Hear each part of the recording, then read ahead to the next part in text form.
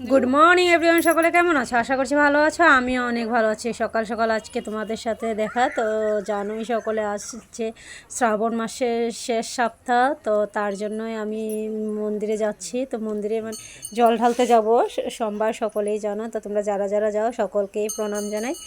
তো আজকে দেখো আমি কোন জায়গাটায় এসেছি, সেই জায়গাটাই তোমাদের সাথে শেয়ার করব। মানে এইখানটায় আসলে যে এতটা ভালো লাগে, তোমাদের সাথে শেয়ার না করে আর থাকা যায় না। কারণ আমি কিন্তু আমাদের এখানটায় কিন্তু রোববার দিন রাত্রেবেলা অনেক লোক হয়। আমি আগের ব্লগে তোমাদের সাথে শেয়ার করেছি রোববারের রাতের বেলাও। তো রাতের বেলার ব্লগটা ঠিকঠাক আসে না, কারণ অনেকটা অন্ধকার আর অনেক লোক থাকে, তাই ঠিকঠাক করে আসে না। তার জন্য ভাবলাম যে না, এবার আবার সোমবারে জল ঢালতে যাওয়ার সময়টা, রোববারে তো আর জল ঢালা হয়নি, এমনি ঘুরতে গিয়েছিলাম। তো সোমবারে জল ঢালতে যাবো যেহেতু, তো তোমাদের সাথেও শেয়ার করা যায়। তো তোমরা দেখো আমাদের এখানটায় শিব মন্দিরটা যেখানে এসেছি, আমাদের এখান বাড়ি থেকে ধরো 1-1.5 ঘন্টার ভিতরে জায়গাটা পেয়ে যায়।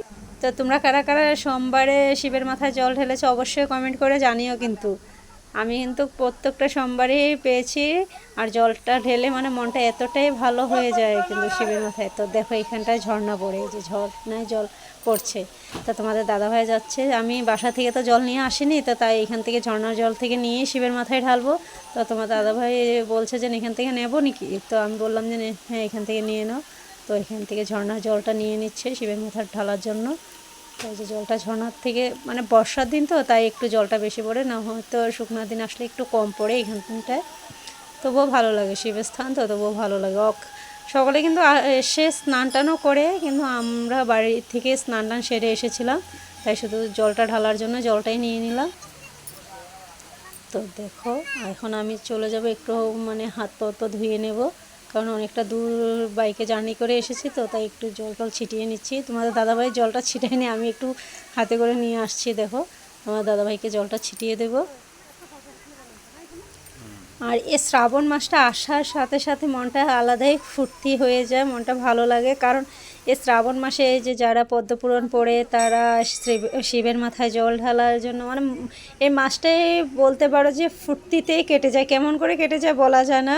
সকলে যে বলে ভোলে বাবার বিয়ের মাস, সত্যি হতে পারে বিয়ের মাসে, তাই মানে সকলের মানে এই দিনটা কেমন করে কেটে যায় আমরা নিজেরাও জানি না। পুরো একটা মাস কেটে যায়। আজ লাস্ট সপ্তাহ, সামনের সপ্তাহ থেকে আর জল ঢালতে পারবো না। তো এখন আমি জল টল ঢালা হয়ে গেছে, সেখানটা অনেক লোক ছিল, ভিড় ছিল, তাই তোমাদের সাথে শেয়ার করা যায়নি। তো আমি এখন একটু ঘুরে টুরে তো এখন বেরিয়ে যাচ্ছি। এই যে মন্দির থেকে বেরিয়ে একটু আশেপাশে ঘুরবো একটু। তো তোমাদের দাদাভাই বলছে যে চলো একটু ঘুরে টুরে তারপর, কারণ সকাল থেকে তো উপোস করেছিলাম, একটা দূর এসেছি, তাই বলছে একটু ঘুরে টুরে চলো বাসায় চলে যায়, একটা দূর তো। তো আমার মতন তোমাদের কার কার কিন্তু শ্রাবণ মাসটা ভালো লাগে বলো তো? আমার কিন্তু বেশ ভালো লাগে শ্রাবণ মাসটা আসার সাথে সাথে, মানে শ্রাবণ ভাদ্র আসলে তারপর মনে হয়, শ্রাবণটা আসলেই মনে হয় যে না দুর্গাপুজোও এসে পড়েছে, এরকম মনে ভাবটা এসে পড়ে, তাই না? দেখো চারপাশে দোকানগুলো দেখো, যারা যারা পুজো দিতে চায় সকলে। আমি ঘর থেকেই ফল টল নিয়ে এসেছিলাম, তাই আমি আর দোকান থেকে নিইনি, কারণ আমরা দুজন তো মানে আমার সাথে আয়ুষ ছিল না, তো তাই আমরা দুজনে সকাল সকাল একেবারে স্নান করে সেরে বেরিয়ে এসেছি। তো এখানে দেখো অনেক দোকান আছে, তো যারা যারা নিতে চায় তারা এখান থেকে নিয়ে তারপরেই পুজো দিতে যেতে পারে। তাই এখন চলে যাব, বেশি ঘুরিনি, কারণ আমি এখানে অনেকবার এসেছি, তাই বেশিটা ঘুরিনি। তোমরা যদি আগের মানে রোববার দিনের ব্লগ কেউ দেখতে চাও তাহলে আমার